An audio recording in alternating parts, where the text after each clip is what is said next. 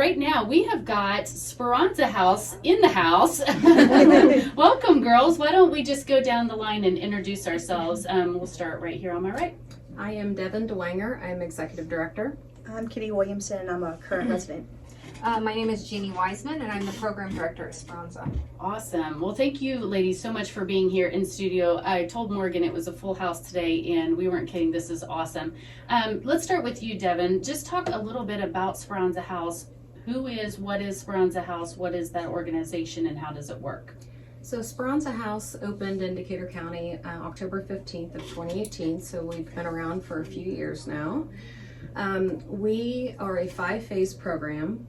We usually run 6 to 12 months. The typical stay is 6 to 7 months.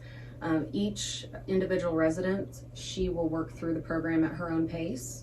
And so they're usually through the program within 6 to 7 months. We have 12 residents that live in the house at one time. Besides Jeannie and I, we also have an administrative assistant, Brittany Harrison, that is on staff with us, and we have a night manager, Christina Manthai. So she actually lives in the house at night and takes care of the house, so we're staffed 24/7. Okay. Melissa Ridendauer is our assistant backup night manager, and so we have someone there 24/7. Makes the residents have someone to be able to go to for any questions that they may have. Of course, we're on call as well. Those of us that are there during the day are on call if there's anything major that were to pop up. So we have an individualized curriculum that our girls will do, as well as mental health evaluations for IOP, relapse prevention, individual therapy, that sort of thing. We also have inpatient classes that we do on Tuesday mornings at our facility as well. So there could possibly be people out there listening who have no idea what Speranza House is. You've mentioned residents who are staying there. You've mentioned being staffed overnight. What does Speranza House do? So we help women, we give them the tools, teach them that toolbox that they're going to need in order to live a nurturing, drug-free, alcohol-free life, those that have had addiction issues in the past. Awesome. Well, thank you for that. Such a need that, as we have talked to other organizations in our community, that I don't think people realize what a large need there is for a place like Speranza House here in our community, to the point where, if I'm understanding correctly, I've heard that you're at max capacity and there's a waiting list. That's right, Dawn. We actually, so we have 11 women in the house right now. The 12th bed, typically that's held, and it's being held right now for someone waiting on a court release date. Sure. And we have 32. I just got the sign from Jeannie there. We have 32 women. It's okay, Jeannie, you can talk. It's 37 women on our waiting list. See, I missed We the didn't sign get the just sign a second language. there. It's okay. I know. So yes, so we do have quite the waiting list. So. Wow, that's incredible. Jeannie, since we just kind of introduced you, since opening the doors, how many women has Speranza House served since 2018? So Dawn, we have, since opening on October 15, 2018, we have helped 88 women have went through our program. That's not including our outpatient. We have an outpatient portion of our program. We just kicked off earlier this year. Okay. And that is helping, that's to help women that can't commit to an inpatient right now, so they can still get our services. And so in turn of helping 88 women, we've been able to help 177 children. We believe that addiction is a family disease. And so we want to make recovery for family also, because it involves everyone, you know. Absolutely amazing. So it's inpatient and outpatient care currently. Yes. And the outpatient didn't come until this year? So we've been trying to kick that off even into the previous year. Okay. We've had the first 2 that have actually taken advantage of that. And within the last 2 months, I believe they came on board. They're just getting ready to wrap up their classes now. So that's amazing. That's amazing. Kitty, you haven't talked much yet. We've got Kitty Williamson here with us. Tell us a little bit about who you are and your story in relation to Speranza House. So my name is Kitty Williamson. I came to Speranza because for years I found myself in and out of addiction, in and out of incarceration, and I was tired. I wanted a new way of life, and I had heard great things about the Speranza House. So I made a phone call. They accepted me. They actually kind of picked me up from the jail I was at, and I've been there since November, and it's just been life-changing and like such a huge blessing. That's awesome. Thank you so much for being here and sharing your story. I'm sure that it cannot be an easy thing to talk about, but I hope that by you being open and like I said, sharing your story, that you're able to reach somebody else. There might be somebody else out there listening who might be going through the exact same thing that you are. So kudos to you for having the strength and the courage to do this. I It's a appreciate little scary. it. Don't be scared. Don't be nervous. So you talked about being there, I think you just said since November. Yes. Where does that put you within the program? So I'm phase 4 currently. I'll be phase 5 within the next 2 weeks. So we have phases, and the higher you get in your phase, the more like free time you get, the more privileges you get. So I'm on phase 4, so I can get like 24-hour passes where I can go see my family if I want to, or like have self-care days. It's just like they slowly re-age you back into society. Sure. So they're not having like so much free time or so much at once. It's like a step at a time, and it's just like, it's perfect. Awesome. Well, and I think, Devin, you mentioned at the very beginning it's a 5-phase program, so you are 1 phase away. What does that mean? What does that look like for you in the end? So right now I'm currently trying to find a place to go. I have the support of both of them to bounce ideas off of where I should get a place. Looking about getting a car hopefully soon, and just them trying to help me come up with a case plan to not like relapse, and just like slowly showing me what to do next.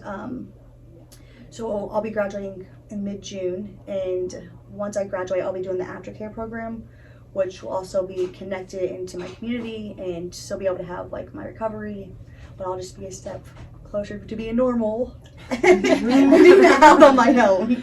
Awesome. Well, thank you for sharing and for being willing to give us a little peek into what that looks like. Devin, talk about what makes Speranza House unique. How are you different than other? We think a lot makes Okay. Speranza House unique. So Speranza is a faith-based house, and also we do a lot of evidence-based training as well, or curriculum, and so kind of marrying the two of those. We also say that our first job when a resident walks through the door is to love them, because they're usually at the lowest point in their life, so they can't even look into a mirror. So our job is to love them until they can start to look in that mirror and love themselves again. And isn't that hard for just anyone, let alone whether you're going through addictions or any kind of trials or tribulations like that? That is hard. That is hard for just any individual, I think females especially, to just say, you are okay and you are perfectly made just the way you are.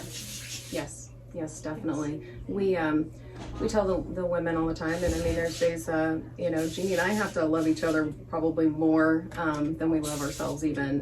Again, women just ups and downs. We're harsh on each other. We're harsh on ourselves. We are. Thankfully, we've got great support groups like what you're creating at Speranza House. Yes. And so we want residents like Kitty to be as self-sufficient as possible when they leave. So we work with them to get a photo ID or birth certificate, whatever it may be, the most basic identification, which is sometimes the hardest to come by. It takes a lot of strings to get through. If you have someone that lives in the state of Washington that doesn't have a birth certificate, you have to figure out how to do that. Or to help them get their driver's license back. Like Kitty said, looking at, what's the next step? I need a relapse prevention plan. I want my own place, and should I do an apartment or a house? So just sitting down and really talking with them about, what's that best option look like for them. So interesting. So Kitty, would you mind sharing like what has been the hardest thing for you, or what have you appreciated the most? I think the hardest thing was learning how to stop running on self-will. because for years I was in active addiction and I only knew how to run on my own self-will.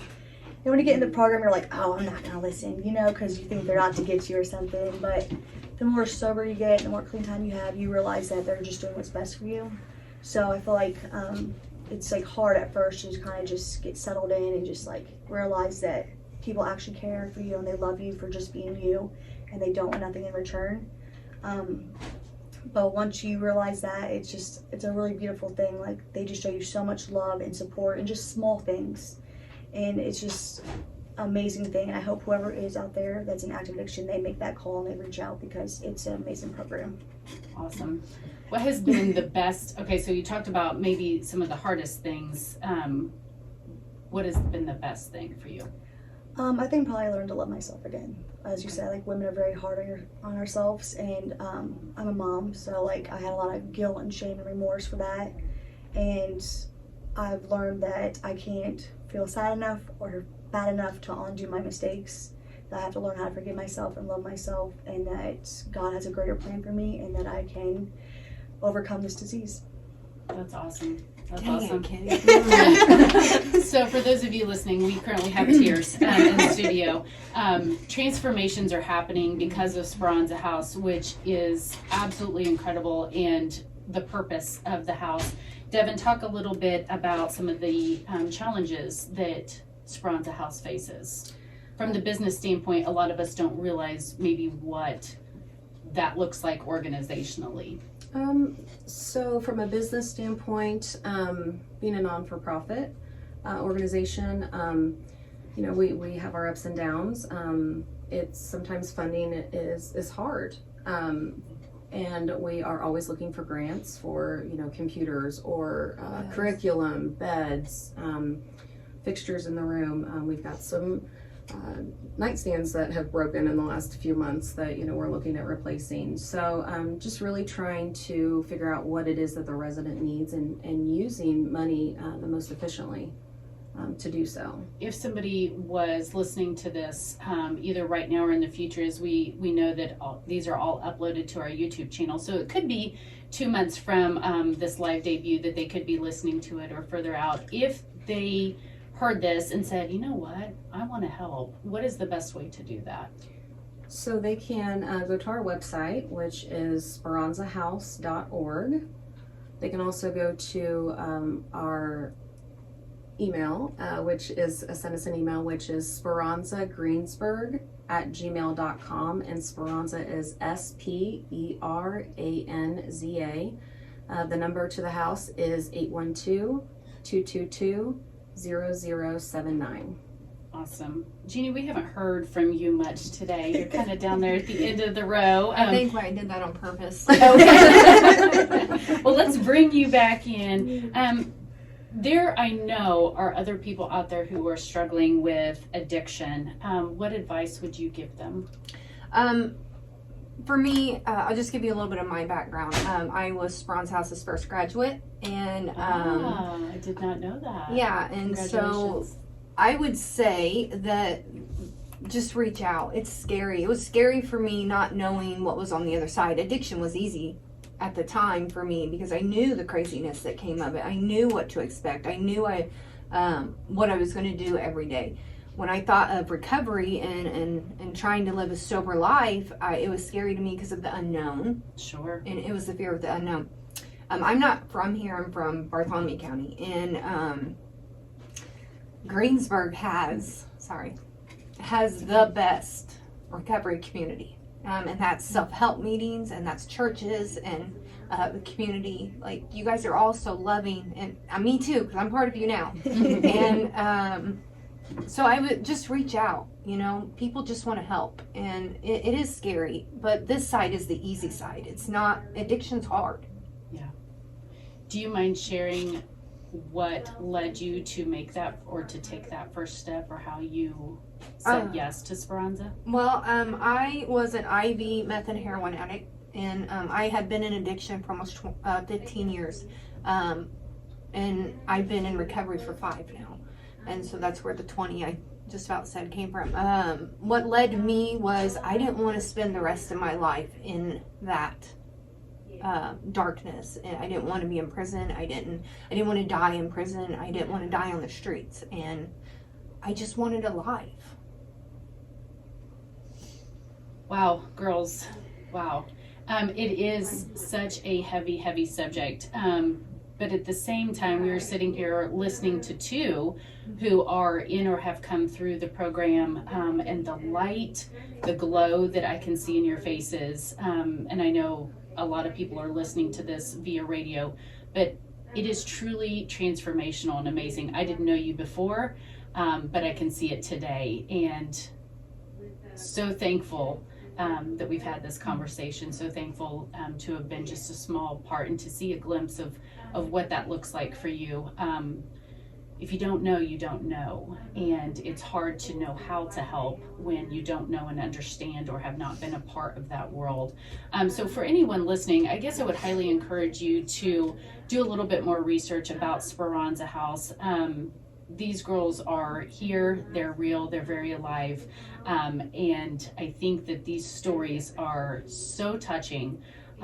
So I appreciate both of you sharing your stories. Thank you for doing that.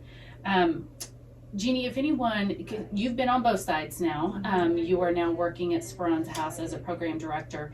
What if somebody would like to be involved? How would they become more involved with Speranza? Not so much from the financial or donation side, but maybe they would like to be a part of Speranza to help somebody else come through that five-phase process. Yeah, Dawn. So we're always looking for women to help other women, and whether that's be a mentor, or just volunteer rides to get them places. Because sometimes we have women that have needs out of town that they have to get to, whether that's courts, doctors, stuff like that. So to help, and you want to volunteer, just give us a call at 812-222-0079. Devin and I are there Monday through Friday, 8 a.m. to 4 p.m. We would love to get your information and put you down as someone that could help. Awesome. Definitely. We've got maybe about 5 or 6 minutes left here in the program. Would somebody mind telling us what a day in the life of a resident might look like? Yes, that's me. Okay, so I typically get up about 7:30. We have 8 a.m. devotions where all 12 of us ladies will go downstairs. We say a prayer, we read a daily devotion, and we just start our day off thanking God and asking Him for guidance and help, and He just keep us teachable. And then since I'm in phase 4, I go to work. So I'll go to work afterwards. Okay. I'll come home, I do my chore. We have dinners as a family, so we'll make dinner together. Then we have a self-help meeting, whether it be AA or NA. We'll do that. And then I was an IOP, so I would have IOP in between that, but I'm actually graduated since then. And what does IOP stand for? Intensive outpatient. Okay. So it's a 24-week class where you go twice a week, and they just give you background information on like the disease aspect of it. Then they get like more personal, where you have one-on-ones and just like help you figure out a case plan to not be the way you are, I guess. And then go to bed, say my prayers, and wake up and do it again. Okay. And you said typically that the 5 phases, Devin, last approximately how long for someone to graduate through the program? So typically 6 to 7 months. Okay. So Kitty is, I think, set to graduate the middle of June. So that's going to be here before she knows it. Mm-hmm. And like she just said, she's in phase 4, so she gets to go to work. The first 60 days, which is typically the first two phases of our program, we don't allow the residents to work. We want to immerse them into our program. And that's when they're doing our inpatient, the on-site classes. Kitty talked about shame and guilt. And so we have a series through Hazelden Publishing on shame and guilt and kind of how to work through those feelings. Okay. So those classes are all happening during those first 60 days. Okay. So we really want to wait until they're at that third phase, so after the 60 days, until they can look to get a job. And once they get a job and have a start date, they can get a cell phone. And usually a pretty good motivator to get a cell phone is to make sure they have that start date. So isn't it, Kitty? Yes. Yeah. So yeah, and then it just kind of, they get, like she said, more and more perks, I guess, benefits. more benefits, as she puts it, Mm-hmm. and just a little more independence through the program. Absolutely. So what does graduation look like? What what does that entail, and what's that next goodbye or hello for that resident? I feel like it's not a goodbye. It's just you've done the first step into your recovery, because I don't ever graduate from being sober, because then I'll stop working my program. But they will present me with a certificate and a little like necklace of some sort that shows like strength or hope or love, and they just talk about how they've seen me grow, and the girls will go around saying something positive, and then I'll take on to my next phase of my life, which will be living on my own, but I'll still be able to come back, so I'll be alumni of Speranza and help new girls that I was once in their place, and just show them the love and the light that I was shown. And it's just it's a very warming thing. Like, you see so much love and support, and just like an overwhelming amount of joy and happiness to know that you was able to help another person and help them on their path. And I think one of the really cool things about graduation is we have had so many of our residents that have decided that Decatur County is such a supportive community that they actually have moved their families to Decatur County. Very cool. I know Kitty is one of those residents that she wants to stay in Decatur County. Awesome. Well, we're happy to have you. Well, thank you. I'm happy to be here. Absolutely. Jeannie, tell me a little bit about when you first entered the program, or Kitty too. Did either of you think that you would graduate? I did not. I did not think I would either. When I first entered, it was just so scary, and it was a lot to try to think about that far ahead in my life, Sure. because I didn't know up from down at that point. Yeah. One day at a time. Now today, I plan everything out. Like, I can tell you what I'm doing 2 weeks from now. and I enjoy that today, but that is because this program provided me the tools to be able to structure my life. And structure is what I have found is what has helped me. Sure. And that's different, I'm sure, for everybody. We all as human beings react differently to, like you said, structure, organizational skills or lack thereof, and what we thrive off of. So it probably is different. And you said it's a 6 to 7. It's not the same for everyone as far as that process and getting through those phases. Last thoughts on Speranza House. I want to say, when you asked me earlier, what would I say to that addict out there? Also, you're worth it. Absolutely. Kitty, last thoughts from you. I guess I would say that the word Speranza actually means hope. It gives you your hope and your love back. So give it a try, take that first step, and you can do it. And Devin?